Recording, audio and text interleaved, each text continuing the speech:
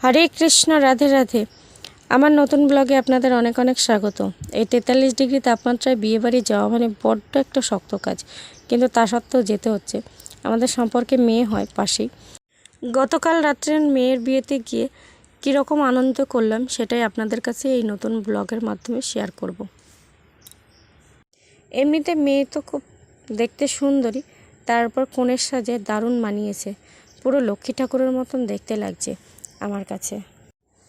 এবার আসি গরমের কথায়। আমি যখন বিয়েবাড়ি পৌঁছেছিলাম তখন ঘড়িতে 9টা বাজে প্রায়।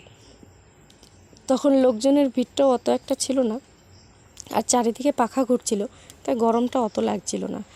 যখনই লোকজন আনাগোনা শুরু হলো তখনই ভিড়ে এত প্রচণ্ড গরম লাগছিল, মনে হচ্ছিল কেনই বা আসলাম বিয়েবাড়িতে।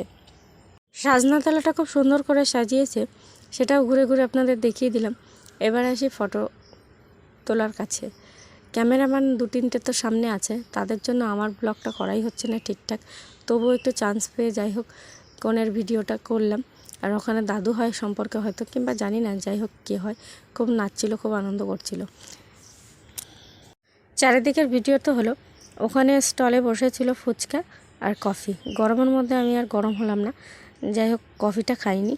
আর ফুচকা খেয়ে ভাবলাম একটু ভালো লাগবে, তার জন্য ফুচকাটা খেতে গেছিলাম। যতটা খারাপ ফুচকা হয় বিয়েবাড়িতে ততটা খারাপও ছিল না, বেশ ভালোই ছিল। প্রায় 20-25টা মতন খেয়েছিলাম, আর বেশি খাইনি, জানি আবার নিমন্ত্রণ খেতে হবে ওখানে, তার জন্য। ফুচকা খেয়ে কিছুটা টাইম বসে থেকে আর সবার সঙ্গে একটু গল্প সল্প করে আসলাম খাবারের প্যান্ডেলে। অনেকটা কষ্ট করে 3টে সিট ধরেছিলাম। আমার ছোট ছেলে আর আমার হাজব্যান্ড আর আমি 3জনে বসে খেয়েছি, আর আমার বড় ছেলে পরেরটাই খেয়েছিল। যাই হোক আগে আগে খেয়েছিলাম, কারণ আমার ছোট ছেলে ঘুমিয়ে যাচ্ছিল, বাড়ি আসার পরিকল্পনাটাই আগে আগে ছিল। বিয়ে বাড়িতে সবচেয়ে কমন আর বিরক্তিকর কাজ হলো একটাই, সেটা হলো অর্ধেক খাওয়া না হতেই ঘাড়ের উপরে এসে লোকজনগুলো দাঁড়িয়ে থাকবে সিট ধরার জন্য। এবার তখন ভালো করে না যায় খাওয়া, না যায় কোনো কিছু করা।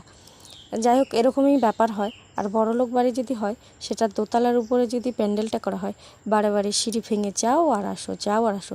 এবার সিট তো ভালো করে পাওয়াই যায় না, সে এখানেও তাই সেই একই রকম। 2বার করে আমরা ফেল করে তবেই সিটটা পেয়েছিলাম।